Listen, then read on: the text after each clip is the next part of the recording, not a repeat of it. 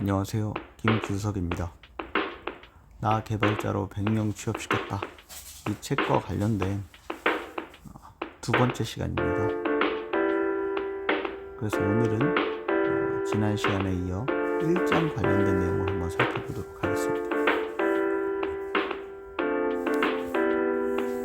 1장은 이렇게 개발자 관련된 현재 상황, 연봉이나 아니면 전공자, 비전공자들의 개발자 가능성, 또 관련된 기업들이 어떤 기업들이 있고 직무들이 어떻게 나누는지에 대한 이야기를 하고 있습니다. 그리고 또 마지막으로는 저희 제자인 연극영화과를 수업하고 금융 IT 기업에서 백엔드 개발을 하고 있는 현직 개발자의 인터뷰 내용들이 포함되어 있습니다. 그에 앞서서 개발자 관련된 자주 하는 질문 FAQ 15개에 대해서 한번 살펴보겠습니다. 첫 번째는 비전공자인데 개발 일을 잘 할 수 있을까요? 저는 yes라고 대답하겠습니다. 실제로 제가 근무하고 있는 AI 금융 소프트웨어과의 재학생은 배졸자이며 90% 이상이 비전공자입니다. 실제로 컴퓨터공학이나 일사전공인 전자공학, 정보통신공학을 전공하지 않은 문과, 그 이외에 이과나 예체능 전공자들입니다. 그리고 실제로 많은 교육기관에서 비전공자나 전공자 구분하지 않고 IT 교육을 진행하고 개발자로 양성해 취업을 하고 있기 때문에 가능합니다. 이거에 대해서는 제가 yes라고 말씀드릴 수 있고, 관련해서 실제로 이 책에 인터뷰들이 포함되어 있으니 그것도 참고하시길 바라겠습니다. 두 번째는 수학 실력이 중요한지에 대한 것입니다. 실제로 수학 실력이 중요하다면 꼭 이과나 공대 출신들만 개발자가 되어야겠지요. 그래서 노라고 대답하겠습니다. 아닙니다. 컴퓨터공학은 논리력만 있으면 되겠습니다. 또 창의력까지 가미되면 더 좋죠. 그것과 관련된 내용은 이 책에 실제로 자세하게 나와 있으니 참고하시길 바라겠습니다.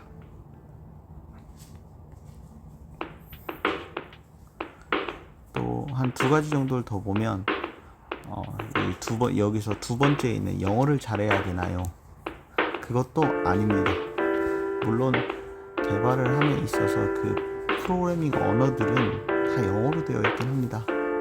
하지만 그것 자체도 매우 정형화되어 있고요.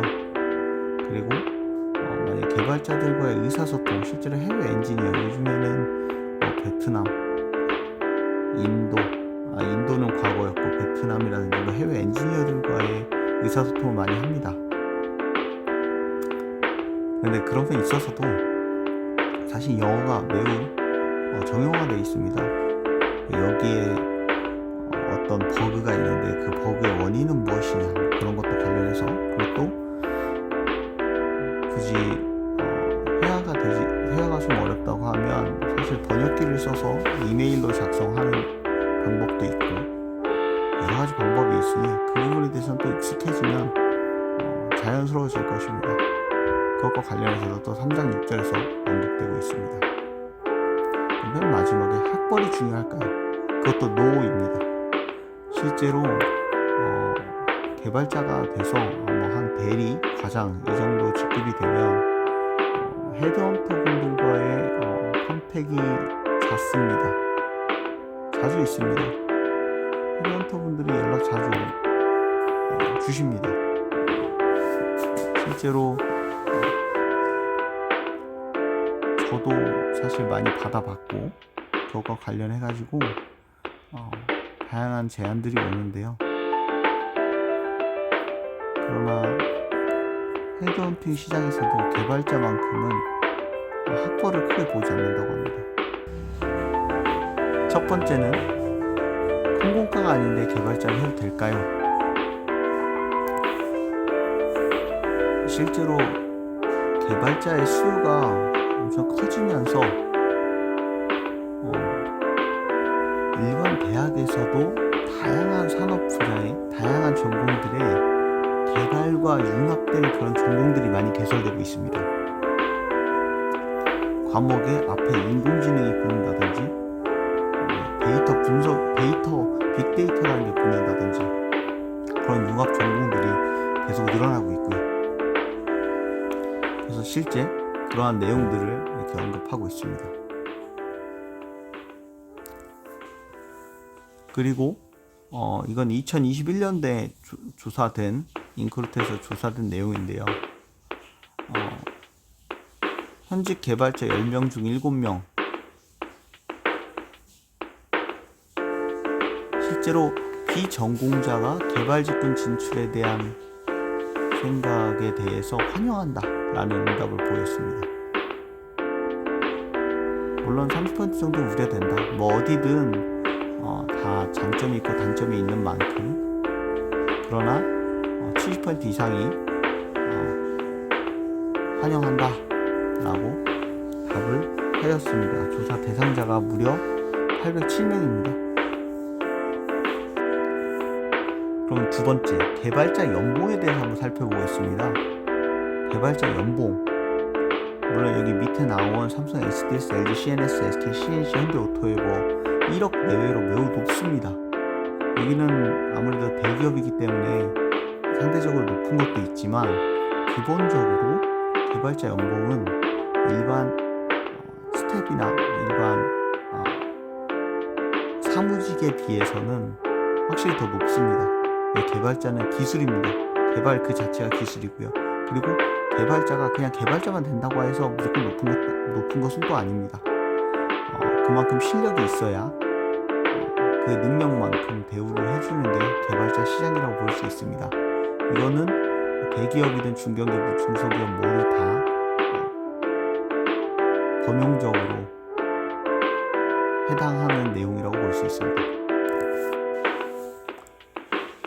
그래서 2021년도 기준으로 이렇게 유명한 네이버, 넥슨, 삼성전자, SK텔레콤 등의 기업들에서도 실제로 개발 직군과 비개발 직군의 신입사원 초봉 수준을 달리하기도 했습니다.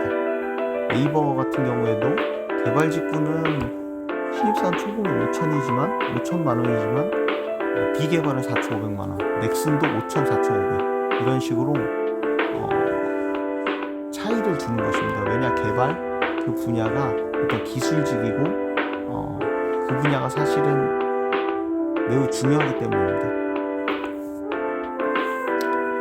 그래서 세 번째는 개발자가 되려면 뭐부터 배워야 될까요? 그런 것과 관련해서 제가 이 절에서 1장 3절에서 언급을 해두고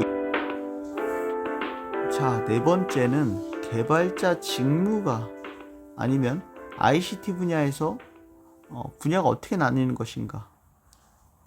크게는 기획, 개발, 품질입니다. 기획은 실제로 어떤 사업에 대해서 플래닝을 하는 거죠. 그리고 개발은 그 사업에 대해서 실제로 구현을 하는 거고요. 품질은 그 결과물에 대한 오류나 정상적인 동작을 검증하는 것이고요. 이렇게 크게 세 가지로 나누지만 이 각각에 대해서도 실제로 다양한 분야에 이 개발 업무가 포함이 됩니다. 그리고 더 세부적으로 나뉠 수 있다는 점을 여기서 말씀드리고 싶습니다. 그리고 예를 들어 삼성이라고 했을 때 삼성전자, 삼성 SDS, 앞에서 삼성 SDS 언급했고 LG는 LG전자 있고 LG CNS가 있습니다.